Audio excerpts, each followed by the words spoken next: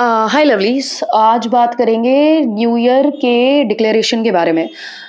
देखो, अभी आपके पास टाइम है अपने, लाइक दिसंबर चल रहा है, न्यू ईयर आने में अभी टाइम है। अपने डिजायर्स को क्लैरिटी के साथ डिसाइड कर लो। क्लियर क्लैरिटी बोल रही हूँ, ठीक है? क्लियर क्लैरिटी के साथ डिसाइड कर लो कि ये चाहिए, ये चाहिए, ये चाहिए, ये चाहिए। चारों एरियाज के साथ बैठो, अपने हेल्थ वेल्थ सक्सेस रिलेशनशिप, हर एरिया में क्या क्या चाहिए वो डिसाइड करो। और क्लैरिटी इतनी रखना कि उसके अलावा दूसरा ऑप्शन नहीं होना चाहिए, ठीक है?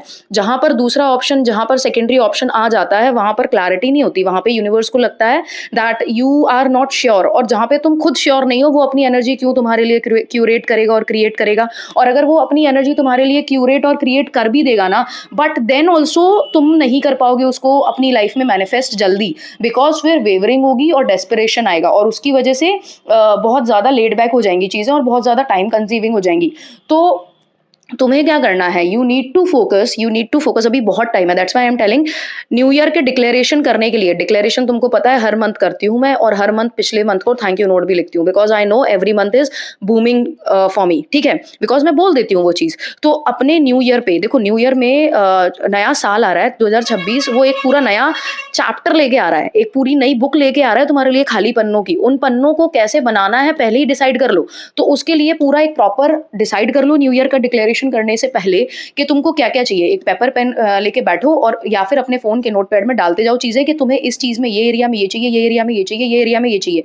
लाइक अगर तुम श्योर हो और क्लियर हो इस चीज को लेके कि तुम्हें किस सब्जेक्ट में कितने मार्क्स चाहिए, I am kidding you not, तुम्हें उस सब्जेक्ट में उतने मार्क्स आएंगे। Because clarity plays a very vital role in law of assumption and law of attraction, ठीक है? क्योंकि लॉ है भैया, सिद्धांत है। जो चीज तुम्हारे दिमाग में क्लियर है, उसको तुम्हारे जीनी को तुम्हें देने में कोई दिक्कत नहीं होगी, बिकॉज उसे पता है कि तुम्हारा इंटेंशन क्लियर है, तुम्हारा अलाइनमेंट क्लियर है, तुम्हारा वाइब्रेशन क्लियर है।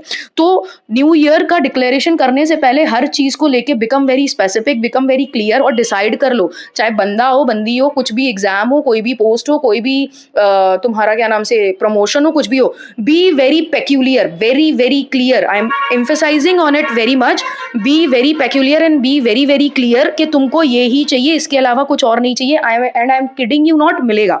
बिकॉज तुमने क्लैरिटी के साथ वो एक इंटेंशन सेट कर दिया है, और उसके बाद वो जो मैनिफेस्टेशन है, देखो, डिक्लेरेशन करके आप छोड़ देते हो। डिक्लेरेशन जब आप एक बार स्क्रिप्ट कर देते हो ना, ऑटोमेटिकली चीजें अलाइन हो जाती हैं, ठीक है? कोई भी बड़ा दिन आपकी लाइफ में है, कुछ भी बड़ी चीज होने वाली है, उसको लेके अगर वंस यू डिक्लेयर, तो वो ऑटोमेटिकली वो सारी चीजें, क्योंकि आपने पहले ही स्क्रिप्ट लिख दी ना उस दिन की। जब आपने पूरे साल की एक स्क्रिप्ट लिख दी, तो वो क्यों नहीं होगा? तो अभी पूरा टाइम है, प्रॉपर टाइम है।